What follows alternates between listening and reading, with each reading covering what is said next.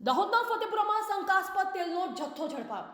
શંકાસ્પદ તેલનો અલગ અલગ બ્રાન્ડના 370 ડબ્બા તેલનો જથ્થો ઝડપાયો. કમોલ, રસોઈ કિંગ, કળશ, સ્વા જેવા અલગ અલગ બ્રાન્ડના તેલના ડબ્બા મળી આવ્યા.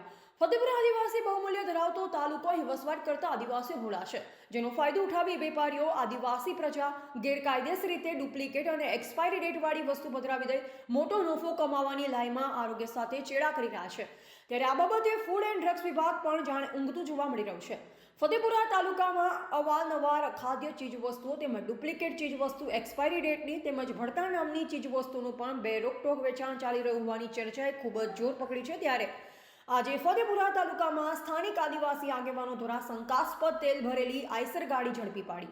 જ્યારે કે આદિવાસી આગેવાનોને અગાઉ બાતમી મળી કે બાલાસિનોરથી ડુપ્લિકેટ તેલની ગાડી ફતેપુરા તાલુકા તેમજ અન્ય જગ્યાએ વેચાણ માટે ઠાલવવામાં આવી રહી છે, જેને લઈ આદિવાસી આગેવાનો દ્વારા ફતેપુરાના બલૈયા રોડ પર એક વેપારીને ત્યાં શંકાસ્પદ તેલના ડબ્બા ઉતારી રહ્યા હતા.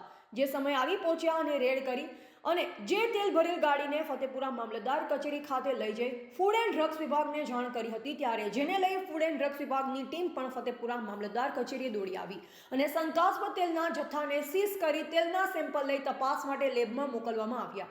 જ્યારે તેલ ભેળસેળવાળું છે કે કેમ તો એ તો તપાસ બાદ જ બહાર આવશે કે પછી તંત્ર દ્વારા તેલના સેમ્પલ લઈ મામલો દબાવી દેવામાં આવશે, એ તો હવે આવનારો સમય જ બતાવશે. પરંતુ હાલ તો ફૂડ એન્ડ ડ્રગ્સ વિભાગ દ્વારા તેલના નમૂના લઈ તપાસ માટે લેબમાં આગળ મોકલવામાં આવ્યા છે. ત્યારે લોકોની માંગ ઉઠી છે કે ફતેપુરા તાલુકામાંથી વારંવાર ડુપ્લિકેટ વસ્તુઓની હેરાફેરી કરવામાં આવે છે અને જે વસ્તુઓ વેપારીઓ ગ્રાહકોને વેચી તેમની સાથે છેતરપિંડી કરે છે, ત્યારે આવા લોકો સામે કડકમાં કડક કાર્યવાહી કરવામાં આવે તો જ આવનાર સમયમાં વારંવાર ઝડપથી ડુપ્લિકેટ વસ્તુઓ બંધ થશે કે કેમ તેવી લોકમાંગ ઉઠવા પામી છે. રિપોર્ટર કિરણ ડામોર, બોધિક ભારત, ફતેપુરા.